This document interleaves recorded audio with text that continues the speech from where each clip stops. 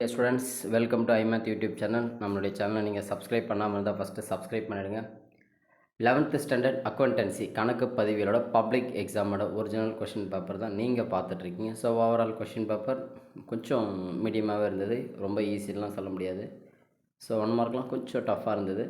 So overall நீங்கள் exam எப்படி பண்ணீங்கன்றதை comment செக்ஷனில் சொல்லுங்கள். ஸோ ஃபஸ்ட்டு 1 மார்க்கோட ஆன்சர்ஸ் பார்த்துருவோம். ஸோ ஃபஸ்ட்டு 1 மார்க் கொஷினுக்கு டி ஆப்ஷன். அடுத்து second 1 mark question D option. Third 1 mark D option.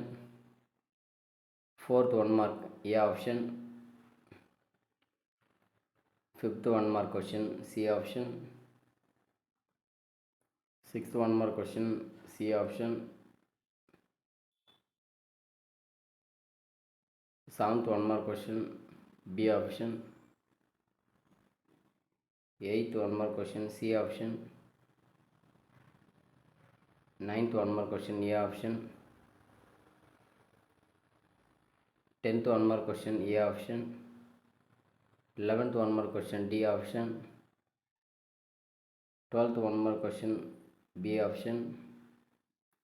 13 1 mark A option. 14 1 mark question A option. 15 1 mark question D option. 16 1 mark question D option business. 17 1 mark D option.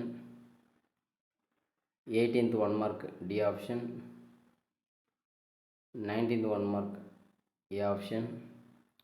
Last one 20 C option. So 21 mark கொஷின்ஸோட answers பார்த்தாச்சு. அடுத்தது 2 mark questions 3 mark கொஷினோட questions பார்க்குறீங்க. So overall நீங்கள் 21 mark கொஷினுக்கு எத்தனை 1 mark கரெக்டாக பண்ணிங்க அப்படின்றது கமெண்ட் செக்ஷனில் சொல்லுங்கள். ஸோ ஓவரால் கொஷின் பேப்பர் ஈஸியாக டஃப்பாக நீங்கள் எப்படி பண்ணியிருக்கீங்க அப்படின்றத கமெண்ட் செக்ஷனில் சொல்லுங்கள். நம்மளுடைய சேனலை நீங்கள் சப்ஸ்கிரைப் பண்ணாமல் தான் ஃபஸ்ட்டு சப்ஸ்கிரைப் பண்ணிவிடுங்க.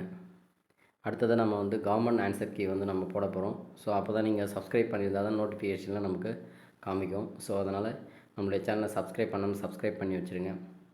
இந்த கொஷின் பேப்பரோட பிடிஎஃப் லிங்க் டிஸ்கிரிப்ஷனில் கொடுக்குறேன், வேணுன்றதை டவுன்லோட் பண்ணிக்கலாம்.